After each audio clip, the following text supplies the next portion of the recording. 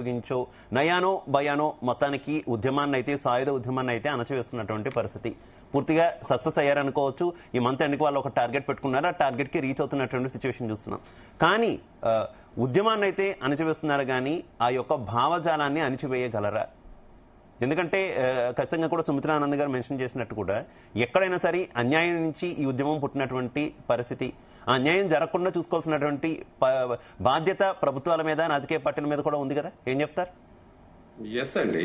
ఇప్పుడు ఒకటండి, నక్సలిజం 1967లో మొదలైంది. భూస్వామ్య వ్యవస్థ గురించి, పేదలకు భూమి ఇవ్వాలనే విషయం, పెత్తందారుల వ్యవస్థ మీద మొదలై కొంతకాలం తర్వాత హింసాత్మకంగా మారి వారు చేసినటువంటి ప్రభుత్వ కార్యాలపై దాడులు, రోడ్డు రైల్వేలు పేల్చడం, రాజకీయ నాయకులపై హత్య చేయడం, గ్రామాల్లో భయాందోళన కలిగించడం, అది కొద్దిగా తప్పుదారి పట్టింది. ప్రజల కోసం వాళ్ళు కూడా చేయగలిగినంత చేసే ప్రయత్నం చేశారు, కానీ తప్పుదారిలో ఇప్పుడు రాజ్యాంగం ప్రకారంగా ఇప్పుడు జుడిషియరీ ఉంది, మనకు ఉన్నటువంటి న్యాయ వ్యవస్థ ఉంది, తర్వాత ప్రజాస్వామ్యబద్ధంగా ఎన్నికై ప్రజల సమస్యలు పరిష్కరించే అవకాశం వచ్చింది. అది తప్పిదారి పోవడం వల్లనే ఈ రోజు ఈ విధంగా వాళ్ళకు ఇదైంది. తర్వాత ఈ రోజు 75 సంవత్సరాల రాజ్యాంగ వ్యవస్థలో మార్పులు అనేకం వచ్చినాయి కాబట్టి అవకాశాలు వస్తున్నాయి. ప్రజాతంత్ర వ్యవస్థ దేశం, ఇప్పుడు ప్రపంచ దేశాలలో చూడండి ఎన్ని రకాలుగా ఇబ్బందులు అవుతున్నాయి. మన రాజ్యాంగం గొప్పది కాబట్టి ఈ రోజు అనేక రకాల సమస్యలు లేవు. ఇప్పుడు ప్రజాప్రతినిధిని అంటే వాడు ఓడిపోయిందంటే దిగిపోవాల్సిందే మన రాజ్యాంగ వ్యవస్థలో.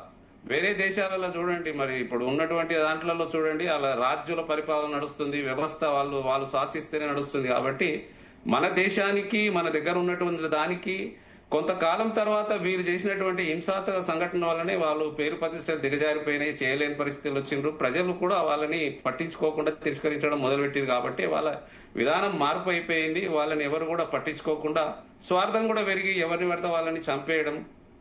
ప్రజాస్వామ్య వ్యవస్థలో మంచి వ్యక్తులు కూడా చాలా మంది కాంగ్రెస్ వాళ్ళని కూడా చంపడం జరిగింది. దీన్ని ఎవరు హర్షించరు. ప్రజాస్వామ్య వ్యవస్థలో మరి రాజకీయ వ్యవస్థ ఉంది, దీంట్లో అనేక సాధనాలు వచ్చినాయి. ఇంతకుముందు నేను చెప్పినట్టు print media, electronics media, judiciary ఉంది. దాని పరంగా వాళ్ళు చేయాల్సిన అవసరం ఉండే. కాబట్టి అది చేసినుంటే ఇంత నష్టం, మరి అటువైపు ఇంత నష్టం జరిగేది కాదు. ఇక్కడ ఇటువైపు కూడా ప్రజాస్వామ్య వ్యవస్థలో పనిచేస్తున్నటువంటి నాయకులు కూడా మరణించాల్సిన, మరి ప్రజలు కూడా చాలా మంది మరణించిండ్రు. చాలా మంది పోలీస్ సానుభూతులని చంపినరు వాళ్ళు, మరి ప్రజా ప్రతినిధులను చంపినరు.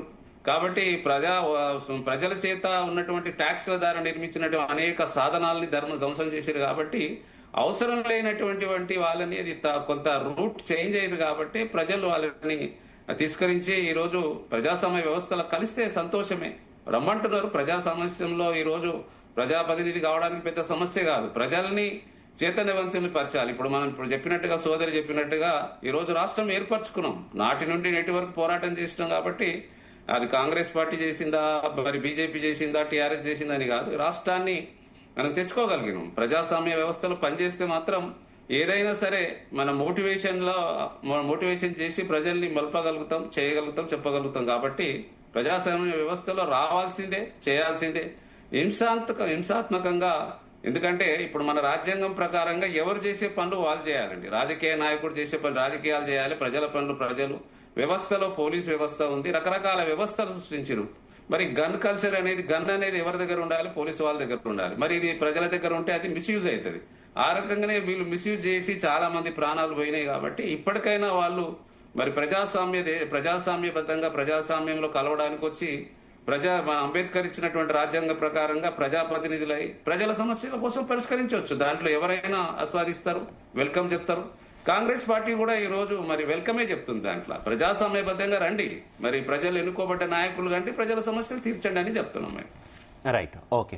మల్లేశ్వర్ గారు, మీరు ప్రస్తావించినట్టు ఈ రాజకీయ ప్రవేశానికి సంబంధించినటువంటి అంశంలో ఏంటి వ్యక్తులుగా, నేను మళ్ళీ అదే క్వశ్చన్ రిపీట్ చేస్తున్నాను, వ్యక్తులుగా వస్తే ఎంతవరకు ప్రభావం చూపించేటటువంటి అవకాశం ఉంటుంది? చాన్నాలుగా ఒక సూచన, ముఖ్యంగా మావోయిస్టు పార్టీయే రాజకీయ పార్టీగా రూపాంతరం చెందితే మంచిది, ఎందుకంటే ఆయుధాలు వదిలేయాలని కోరుకున్న ప్రతి ఒక్కరు కూడా ఇదే సూచన చేశారు. ప్రజాస్వామ్యంలోకి రండి, ప్రజాస్వామ్యబద్ధంగా భారత రాజ్యాంగాన్ని అంగీకరించి ఎన్నికల్లో పోటీ చేయండి, మావోయిస్టు పార్టీని రాజకీయ పార్టీగా మార్చండి అనేటటువంటి సూచనలు వచ్చాయి కదా. ఇప్పటికైనా సమయం మించిపోలేదా? ఇప్పటికైనా డెసిషన్ తీసుకుంటే బాగుంటుంది అంటారా? ఇప్పుడు బుల్లెట్ వద్దు బ్యాలెట్ ముందు అని అనేక సందర్భాలలో మనకు అధికారంలో ఉన్నటువంటి అన్ని పార్టీలు కూడా పిలిపించినటువంటి సందర్భం. అప్పుడు కొంత మావోయిస్ట్ పార్టీ పెడచేవిలో పెట్టినటువంటి పరిస్థితి ఉంది. మనకు ఇదే మావోయిస్ట్ పార్టీ ఈ పార్టీకి ద్రోహం చేసి పోయినటువంటి అనేక మంది ఉన్నారు. అంటే కత్తుల సమ్మె, ఒక భయం సమ్మిరెడ్డి, ఒక సోమ్లా నాయక్, తర్వాత ఇంకా అనేక మంది నాయకులు దళాలకు దళాలు మట్టుబెట్టి ఇన్ఫర్మేషన్ ఇచ్చినట్టు కోవట్లుగా మారినటువంటి వాళ్ళను మరి ఎంత హీనంగా, ఎంత నీచంగా చూసారు ప్రజలు అనేది కొంచెం మనం గతంలో చూసినాం. మావోయిస్ట్ పార్టీ కూడా కక్షపూరితంగా చూసారు.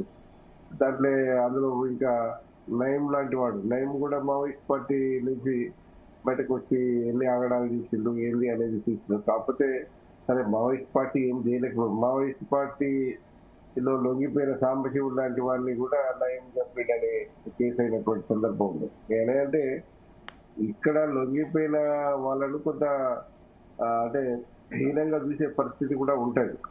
ఉండదని కాదు, ఇప్పుడు వాళ్ళు పార్టీ పెడితే వాళ్ళు అన్న ఉరగబెట్టిరు కానీ ఇక ఇక్కడికి వచ్చి చేస్తారా అనే పరిస్థితి కూడా వచ్చే అవకాశం ఉంది మీకు.